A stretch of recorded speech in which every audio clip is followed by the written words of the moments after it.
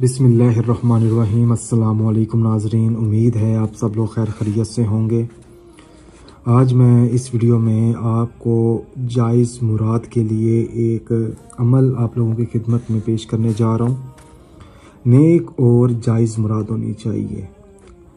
मुराद आपके रिज़्क़ के मुताबिक भी हो सकती है, आपकी शादी के मुताबिक भी हो सकती है, उसकी किस्मत के बारे में हो सकती है, या तलाक के बारे में हो सकती है, या निकाह के बारे में हो सकती है, या दौलतमंद होने के बारे में हो सकती है।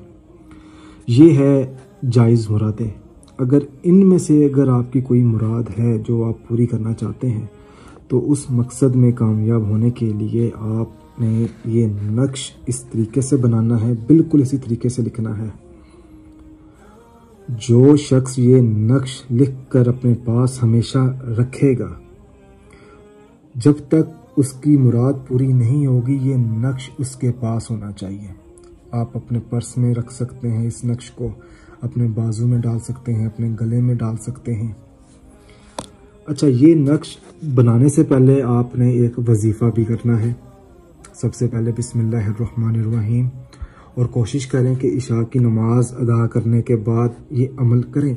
बावजू हालत में आपने नक्श अदा करना है। नक्श अदा करने से पहले बिस्मिल्लाहिर्रहमानिर्रहीम 313 मरतबा अल्लाह पाक का इसमें मुबारक है या रज़ाक़ु आपने इसका विर्द करना है। उसके बाद आपने 11 मरतबा आयतुल कुर्सी पढ़नी है। आयतुल कुर्सी पढ़ने के बाद 1 मरतबा दुरूद पाक पढ़कर आपने अपनी जायज़ मुराद को पूरा करने के लिए ये अमल, ये नक्श आपने अदा कर देना है। उसके बाद आपने कुछ भी नहीं करना। उसके बाद आपने ये करना है कि 7 से 11 दिन तक जो पढ़ाई या रज़ाक़ू की मैंने आपको पढ़ाई है, कोशिश करें कि हर नमाज अदा करने के बाद उस पढ़ाई को जारी रखें जब तक आपकी मुराद पूरी नहीं होती। इंशाअल्लाह ताला 11 दिनों के अंदर अंदर उस शख्स की मुराद पूरी हो जाएगी। अगर कोई सवाल हो आपका, जो चीज़ ना समझ आई हो, इस वीडियो के नीचे आप कमेंट कर सकते हैं। अगर आपने अभी तक हमारा चैनल सब्सक्राइब नहीं किया तो हमारे चैनल को सब्सक्राइब करें और बेल आइकन को दबाएं, ताकि मेरे जितने भी अमल हैं वो आप लोगों तक मैं पहुंचा सकूं।